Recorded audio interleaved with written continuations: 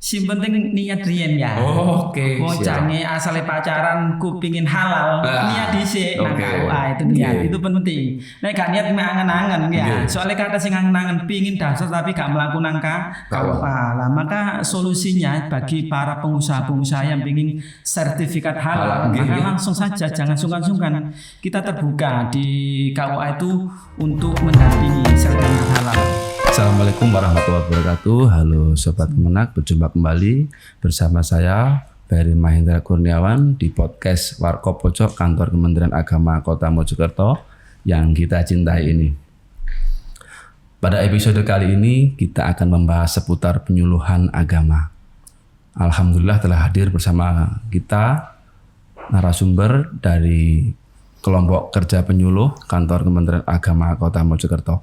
Beliau adalah Ketua Kelompok Kerja Penyuluh Kantor Kementerian Agama Kota Mojokerto, Bapak Haji Masfudin, SPDI, MPD. Assalamualaikum Pak Udin, bagaimana kabarnya? Waalaikumsalam Mas Fari, alhamdulillah sehat dan waras niki. Alhamdulillah. Ini ngapunten mengganggu kesibukan jenengan di tengah-tengah banyaknya tugas untuk persiapan kurban dan lain-lain. Ini panjenengan menyempatkan waktu untuk menyapa Sobat Kemenak sekalian. Pak Udin, terkait penyuluh agama, mungkin bisa diceritakan sekilas penyuluh agama itu apa sih gitu loh. Nah, niki Mas Fari, nggih, buat sahabat Kemenak yang sedang berbahagia saat ini, ya perlu kita kenalkan penyuluh agama Islam itu sebuah jabatan yang memang di dalam KMA ya 516 tahun 2003 itu disebutkan bahwasannya tugas penyuluh agama itu adalah untuk melaksanakan bimbingan, penyuluhan dan pembangunan dengan bahasa agama. Jadi intinya segala masalah-masalah agama yang ada di lingkungan Kementerian Agama Kota Mojokerto itu menjadi tanggung jawab penyuluh agama Islam. Nah, dan perlu diketahui oleh sahabat Kemenak, di Kota Mojokerto ini yang terdiri dari 3 kecamatan itu masing-masing kelurahan itu ada penyuluh agama. Jadi jangan khawatir, ini ada masalah-masalah jangan lari kemana-mana, larilah ke penyuluh agama gitu jalan. Untuk personil, jumlah personil penyuluh agama di Kota Mojokerto berapa? Kekuatan personilnya berapa nih? Wah, ini sangat luar biasa Mas Ferry. Jadi yang PNS itu ada 6, jadi yang P3K 7, kurang lebih 13, dan ditambah masing-masing kelurahan. Nah, kurang lebih ya 28 lah. Soalnya ada yang purna tugas yang PNS. Jadi itu sudah lebih dari cukup. Jadi ibaratnya kalau ada masalah, para masyarakat ini bisa lari ke masing-masing penyuluh melalui KUA-nya masing-masing. Gitu. Jadi selain di kantor Kementerian Agama, di KUA dan juga di masing-masing kelurahan ada penyuluh. Ada penyuluh agama. Jadi penyuluh ini menjangkau seluruh lapisan masyarakat. Pak Udin, kalau saya pernah mendengar penyuluh itu kan ada bidang tugas. Nah, kira-kira bidang tugasnya bisa disampaikan kepada Sobat Kemenak sekalian. Ini adalah keputusan Dirjen Bimas Islam nomor 504 tahun 2022. Ini terkait spesialisasi. Jadi selain secara umum melayani masalah-masalah keagamaan, itu ada spesialisnya. Jadi kalau rumah sakit umumnya ada dokter spesialis. Apalagi Kementerian Agama. Penyuluhnya ada spesialis. Ada sendiri-sendiri. Jangan khawatir. Jadi pertama bidang keluarga sakinah. Jadi ini ada error-errornya kurang waras, yang gerges ya itu bisa langsung KUA Mas Fari biar waras dan sehat gitu loh. Dinasihati. Iya, dinasihati dan dikasih solusi. Solusi yang solutif. Betul. Itu yang pertama. Terus yang keluarga sakinah yang pertama. Itu perlu diingat-ingat. Ini ada ngelune sirah masalah problem-problem keluarga, jangan lari kemana-mana. Penyuluh agama solusinya. Itu. Yang kedua ini bidang zakat. Nah, bagi sahabat Kemenak yang memiliki kekayaan, bingung cara ngitungnya lah, bisa datang. Dihitung ada kalkulatornya di sana, Pak. Kalkulator zakat. Itu pasti. Jadi biar nggak bingung ngoten ya. Yang ketiga ini wakaf. Yang punya lebihan fasilitas tanah dan sebagainya, ingin mewakafkan, yuk apa carane lah. Ini juga bisa melalui Kementerian Agama di KUA masing-masing. Apalagi sekarang ada EAIW. Jadi EAIW itu cukup kita ngupload data-data. Jadi yang mewakafkan siapa, terus yang diwakafkan tanahnya bagaimana, di-scan semuanya, terus yang nerima nanti siapa, di-scan, diupload, nanti verifikatornya di KUA. Setelah itu prosesi ikrar wakaf, terbit akte ikrar wakaf, langsung sertifikat yang asalnya itu milik SHM pribadi dirubah menjadi sertifikat wakaf. Begitu mudahnya sekarang itu ya, tidak usah ribet-ribet, tidak ada istilah sertifikat hilang. Nah, mereka bisa mengunduh sewaktu-waktu ikrar AIW yang ada di masing-masing KUA. Online. Jadi tidak ada yang dimakan rayap gitu loh ya, karena online ya. Online ya. Siap. Terus yang ketiga mungkin sahabat Kemenak, ini ada pemberdayaan ekonomi. Ekonomi ini untuk Kota Mojokerto ini ada kerjasama dengan Basnas. Jadi teman-teman yang penyuluh di masing-masing KUA ini kerjasama. Kemarin kita dalam rangka pendampingan ke UBZ termasuk masjid. Jadi hikmahnya itu diantaranya itu masjid-masjid yang asal muasalnya tidak mengenal pembukuan.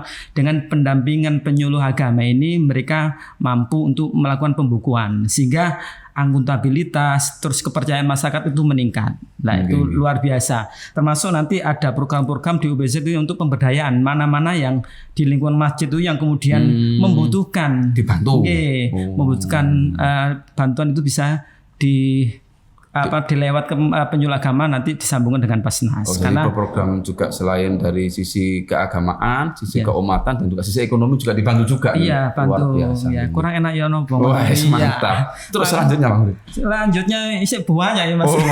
Ya, yang selanjutnya produk halal. Produk halal ini bagi pelaku usaha.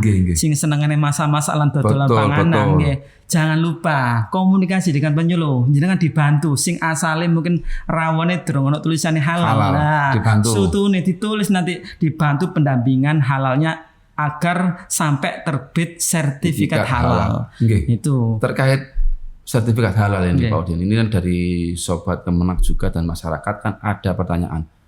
Nek ngurus halal iku nang ndi? Apakah kita cukup telepon ke penyuluh atau datang ke KUA atau bagaimana? Mohon penjelasan. Mungkin dalam forum ini sehingga bisa dijangkau semua orang dan orang bisa melihat. Oh nek halal dolane penyuluh beres. Nah, mungkin bagaimana? Nggih. Sing penting niat riyen ya. Oke. Wong jange asale pacaran ku pingin halal, niat dhisik nang KUA itu niat. Itu penting. Nek gak niat angen-angen ya. Soalnya kata sing angen-angen pingin daftar tapi gak mlaku nang KUA. Lah maka solusinya bagi para pengusaha-pengusaha yang pingin sertifikat halal, maka langsung saja jangan sungkan-sungkan. Kita terbuka di KUA itu untuk mendampingi sertifikat halal. Mereka datang dengan membawa KTP, jika memiliki NIB nomor induk berusaha itu nanti dibantu sampai terbit sertifikat halal dan selesai sampai menerima sertifikat halal. Ini untuk seluruh wilayah Kota Mojokerto. Seluruh wilayah Kota Mojokerto akan dilayani. Jadi nanti kita tinggal menghubungi masyarakat, tinggal menghubungi ke penyuluh atau ke KUA, langsung dilayani. Dibantu lah pokoknya. Siap dibantu. Sak marine. Kurang ya lompong ngene. Siap. Selanjutnya bidang anti korupsi. Wah, iki biasa kanca-kanca niku dampingi, mungkin dampingi di kantor-kantor ada acara kegiatan-kegiatan diarahkan pembinaan, mungkin di desa atau di lingkungan itu ingin mengetahui wawasan terkait larangan korupsi dalam sudut pandang agama itu nanti dilayani, ada yang dari penyuluh agama untuk hadir. Istilah sharing lah. Kok nek ceramah kok kuatir kedukuran ngoten. Jadi sharing lah bahasanya ngoten. Terus yang ke-8 itu spesialis moderasi beragama yang sekarang lagi in dan hot nih. Ngoten. Itu moderasi beragama. Jadi kalau masyarakat lagi mendengar sesuatu yang kurang pas bisa langsung datang ke KUA. Ya apa sih sak teman moderasi beragama biar clear gitu ya. Ya itu diantara yang bidang moderasi beragama, dan yang ke-9 bidang kerukunan umat beragama. Terus 10 bidang pencegahan gerakan dan aliran keagamaan bermasalah. 11 bidang pencegahan nafsa dan HIV/AIDS. Dan yang terakhir bidang haji dan umroh. Jadi teman-teman penyuluh ini juga berperan aktif di dalam setiap manasik haji. Ini sesuai dengan tusi yang tertuang di dalam keputusan Dirjen Pimpinan Islam nomor 504 tahun 2022. Ini ada spesialis sejumlah 12. Itu mungkin Mas Ferry yang mungkin yang perlu kita fokuskan lagi yaitu fungsi Secara umum agar masyarakat dan sahabat Kemenak ini tahu bahwa penyuluh agama itu ada 4 fungsi yang harus dijalankan. Yang pertama, fungsi informatif. Dari para penyuluh ini berfungsi untuk memberikan informasi kekinian.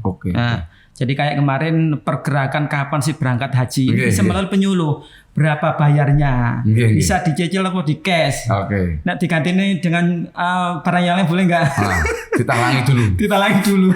Utang tonggone. Itu yang paham untuk penyuluh itu. Penyuluh itu nanti yang diamanai oleh Kementerian Agama untuk menjawab itu adalah penyuluh agama. Jadi fungsi informatif. Yang kedua ini fungsi edukatif. Jadi edukatif itu adalah mendidik dan memberikan pembelajaran kepada masyarakat. Bagi mereka yang kurang paham tentang sholat, ini melalui kelompok-kelompok binaan penyuluh ini diajari. Sehingga bisa baik tata cara ibadah mereka. Terus edukatif, termasuk sekarang yang lagi santri ini pembuatan surat keterangan terdaftar Majelis Taklim. Banyak saudara-saudara kita, SKT, saudara-saudara kita itu semangat, kita suka, jadi semangat untuk melakukan pembinaan di lingkungannya, yakni bentuknya Majelis Taklim. Tapi mungkin masih banyak yang belum menerima informasi secara detail bagaimana sesungguhnya untuk pengelolaan Majelis Taklim. Di mana di aturan itu dijelaskan setiap Majelis Taklim ini wajib diberikan surat keterangan terdaftar, dan di situ diharapkan ada tema atau materi selama setahun. Januari ini materi tentang fikih Majelis Taklim. Dan diajarkan itu, apa saja? Iya, dari mulai Januari sampai Desember, dan di aturan itu kemudian selama setahun itu dilaporkan tanggal 10 Januari tahun berikutnya terkait dengan pelaksanaan Majelis Taklimnya, yang jadi sebagai bentuk tanggung jawab terhadap Kementerian Agama yang telah memberikan surat keterangan terdaftar. Nah, ini fungsi dari penyuluh agama, memberikan edukasi. Wis apik diapiki maneh. Baik dan menjadi lebih baik. Nah, lebih baik. Ini yang kedua fungsi dari penyuluh. Yang ketiga ini advokatif, dari memberikan pembelaan bagi mungkin umat-umat atau sekelompok yang mendapatkan ancaman. Jadi kita bisa berfungsi sebagai advokatif, melindungi dan sebagainya. Dan yang terakhir ini konsultatif. Nah, seperti tadi mungkin ada keluarga yang lagi bermasalah, yang lagi kesulitan dan sebagainya. Kita berikan muatan konsultasi. Dan mereka ketika mentok nggak bisa diselesaikan antara suami istri atau antara anak dengan orang tua, bisa ke KUA untuk melakukan konsultasi. Insya Allah teman-teman penyuluh agama ini siap membantu untuk penyelesaian itu. Masalah-masalah yang terjadi baik di keluarga maupun hal-hal lain terkait kehidupan keagamaan ini, penyuluh pokoknya siap membantu. Siap membantu.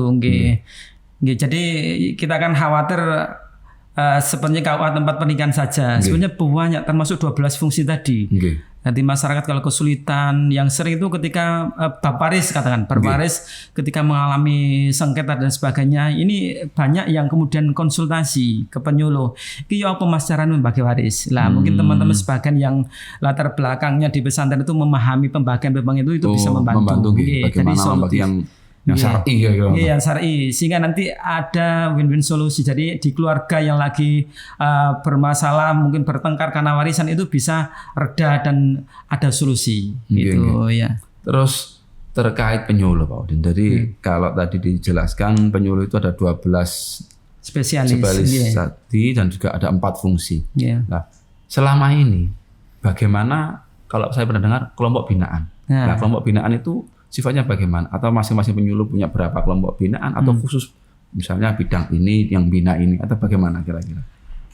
Kelompok binaan ini sebenarnya tertuang di KMA. KMA nomor 516 tahun 2003, di mana yang dimasuk kelompok binaan, kelompok sasaran itu sekelompok manusia atau sekelompok masyarakat yang melakukan aktivitas pembinaan, di mana di dalamnya itu ada sebuah program. Nah, jadi penyuluh itu membawa itu sekitar kurang lebih 15-20 minimal di dalam kelompok binaan. Nah, itu kemudian atas dasar itu Bapak Kepala mengeluarkan surat tugas. Nah, surat tugas itu kalau bahasa keuangan itu sebagai lampiran untuk mengeluarkan tunjangan jabatan penyuluh agama. Itu di KMA nomor 516 tahun 2023. Jadi runtut Tadi tidak kemudian penyuluh Dewe, sekedar iya ada lampirannya gitu loh. Iya, jadi ada lampirannya. Kalau kita hadir ke resepsi pernikahan orang itu ono lampirannya rodok cantik gitu loh. Cocok. Ono gandengane. Ono gandengane. Terus gini, Pak Udin, dalam kegiatan penyuluh ini kan pasti ada kendala, ada tantangannya. Iya. Tantangan terberat penyuluh hari ini itu apa? Kan kita tahu eranya sekarang era keterbukaan, era media sosial, dan tantangannya apa kira-kira? Tantangannya gini, dari sisi kegiatan ya. Kegiatan kalau di Pok Jalu itu ada KMA-nya sendiri. Jadi sesungguhnya di KMA nomor 378 tahun 2023 itu seluruh agama memiliki Pok Jalu. Ada Pok Jalu Islam, ada Pok Jalu Kristen, Katolik, Hindu, Buddha, dan Konghucu. Dan tugasnya sama. Jadi melakukan koordinasi, perencanaan, dan sampai pelaporan. Lah, tadi berbicara kendala. Ini kendalanya kebetulan di APBN kadang sedikit atau bahkan tidak ada. Sehingga antara keinginan untuk penyelesaian kegiatan yang sudah terstruktur menjadi Renstra Kementerian Agama dari pusat di breakdown ke provinsi, kemudian diterjemahkan ke perjanjian kinerja Bapak Kepala Kemenak Kabupaten Kota, itu kemudian eksekutornya adalah penyuluh agama. Lah, penyuluh agama itu kemudian di saat itu tidak berbasis anggaran ini yang kemudian menjadi PR besar. Sehingga biasanya teman-teman itu ada solusi swadaya. Ya saonoe, urunan.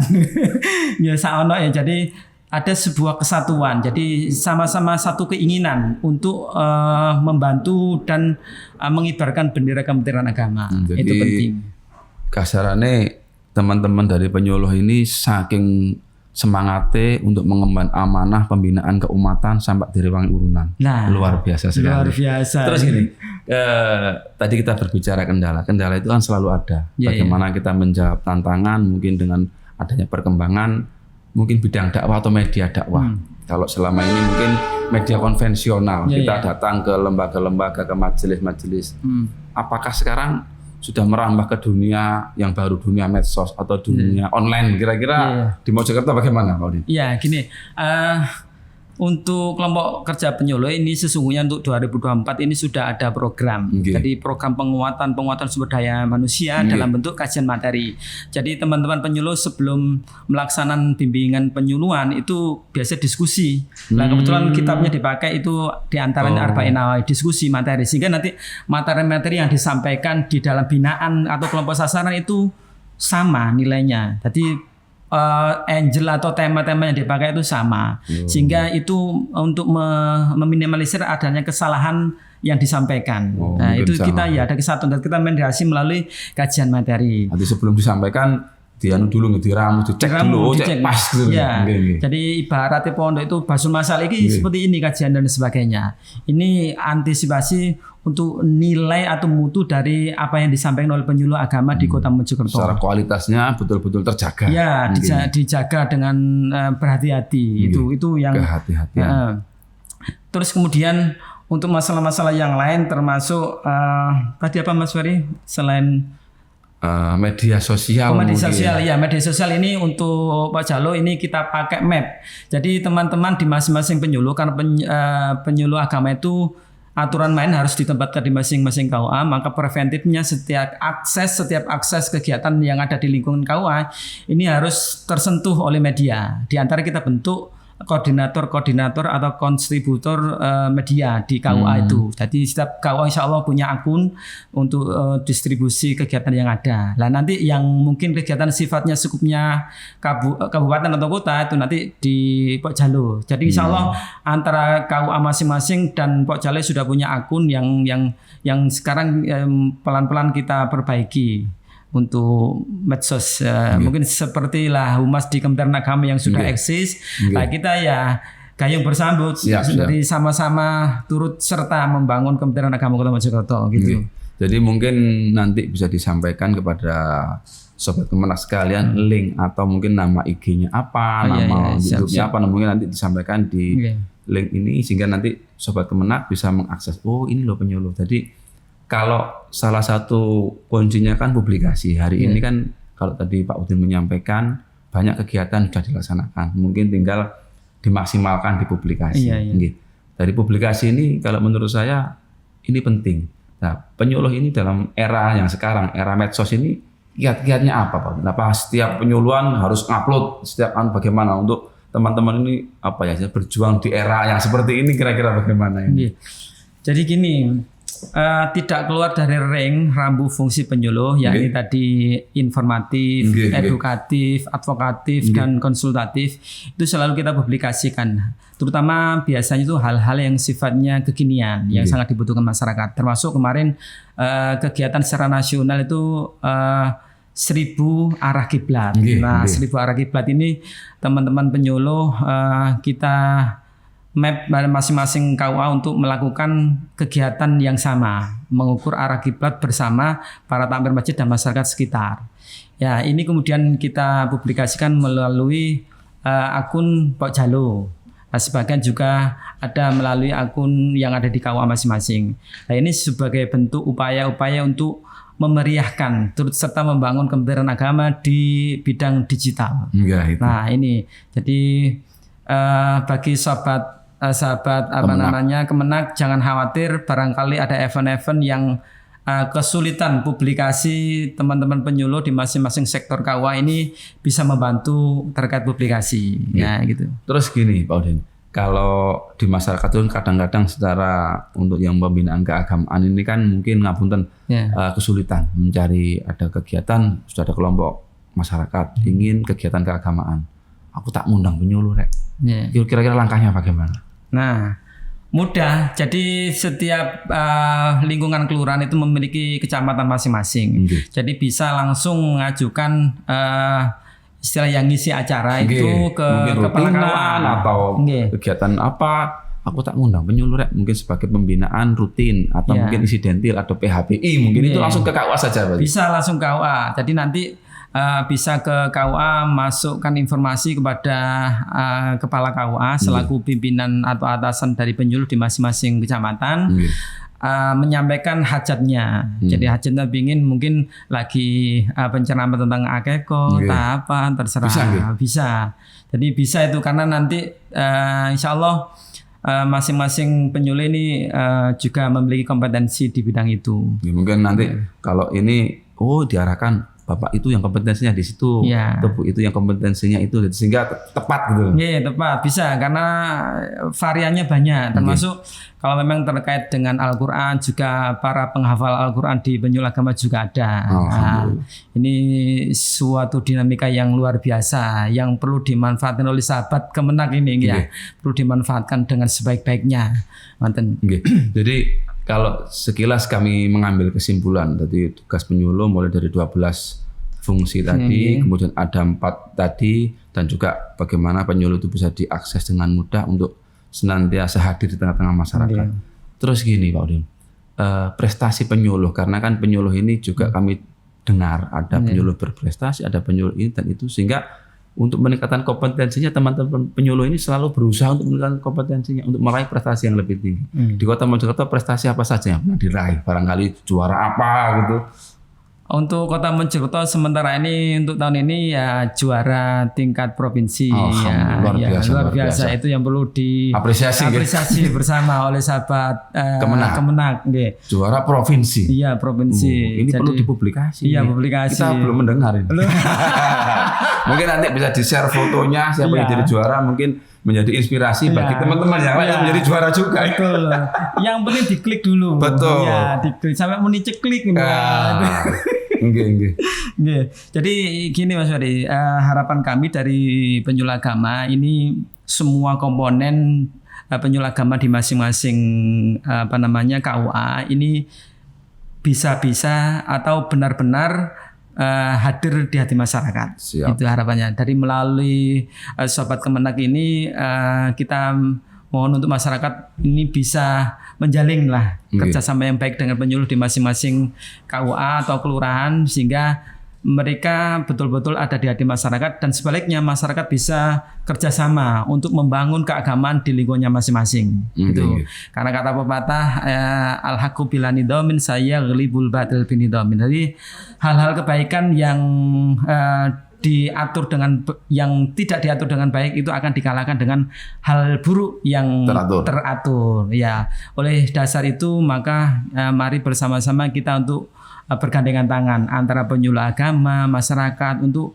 membangun bangunan-bangunan yang baik, yang sehingga nanti di kemudian hari bangunan keagamaan itu betul-betul kokoh dan cantik dilihat oleh orang-orang di masa mendatang. Luar biasa. Jadi tadi juga disampaikan dalam mengemban atau membantu masyarakat terkait kegiatan keagamaan, penyuluh ini ada beberapa fungsi. Dan kami yakin juga ada kerjasama dengan berbagai pihak. Barangkali bisa diterangkan kerjasamanya bidang apa saja, minimal misalkan dengan Basnas atau dengan BPN atau apa, sehingga Sobat Kemenak atau masyarakat yang ingin mengakses atau ingin mendapat pelayanan dari penyuluh ini yakin, oh ternyata penyuluh ini gak dewe, ada kerjasamanya sehingga lebih spesifik gitu, barangkali diterangkan juga. Sebenarnya untuk kerjasama ini bisa terpusat, termasuk kemarin di acara WHO wajib halal Oktober. Nah, sesungguhnya di pusat Kementerian Agama Pusat sudah ada semacam MOU dengan antara Kementerian Agama dengan Dinas Pariwisata. Sehingga tadi termasuk spesialisasi produk halal itu upaya penyuluh adalah mengkonsultasikan dengan lintas sektoral termasuk Dinas Pariwisata agar bisa terlaksana program WHO wajib halal Oktober seperti yang kemarin itu, di antara salah satu contoh yang memang resmi ada MOU ya, ada MOU antara Kementerian Agama dengan dinas-dinas atau kementerian yang lain, sehingga posisi penyuluh agama ini adalah eksekutor dari segala kebijakan yang berbasis MOU dari lintas sektoral. Jadi ada MOU dari Kemenak terkait bidang-bidang tadi, penyuluh sebagai pelaksana. Jadi, Sobat Kemenak dan masyarakat tidak perlu ragu. Oh, penyuluhku menangani zakat, otomatis penyuluh sudah ngeklik dengan Basnas misalkan. Oh, menangani wakaf, otomatis sudah klik dengan BPN misalnya. Sehingga betul-betul satu pintu, satu sasaran, bukan berjalan sendiri-sendiri. Selama ini kan, kok penyuluh ribet mana? Enggak. Tetap satu komando lah bahasanya. Jadi ibaratnya itu pintunya. Jadi untuk mempermudah kalau aksesnya seperti pepatah kalau tak kenal maka tak sayang gitu ya. Betul. Tadi nek sampean sebelum disayang oleh instansi yang lain, sayanglah penyuluh agama. Luar biasa ini Pak Udin. Jadi ini untuk kegiatan rutin penyuluh, misalkan setiap minggu sekali ada apa, setiap hari apa atau bagaimana, mungkin kegiatan itu bisa diceritakan.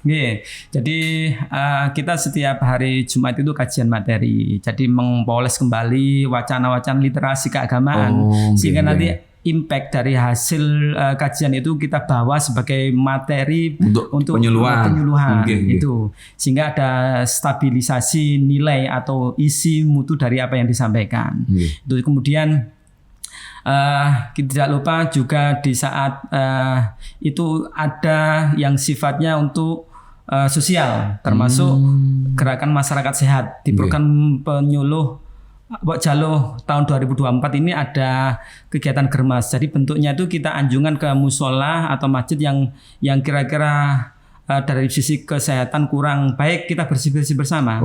Kita bantu. Kita bantu dan kita kerjasama dengan dinas kesehatan. Karena sesungguhnya di hubungan lintas sektoral itu ada tugas penyuluh yang menjadikan lingkungan masjid yang bersih dan sehat. Lah yang memiliki checklist masjid ini sehat atau bersih itu dinas kesehatan. Lah itu diantara bentuk kerjasama yang tertuang diantara untuk program kita di 2024. Jadi kita ke musola masjid bersih-bersih, nanti di checklist standarnya bagaimana, sehingga harapannya masjid musola yang asal muasalnya belum standar di lingkungan yang sehat dan bersih ini bisa meningkat. Ini termasuk program Mbok Jalo di tahun 2024. Terkait pendampingan, ini yang menarik.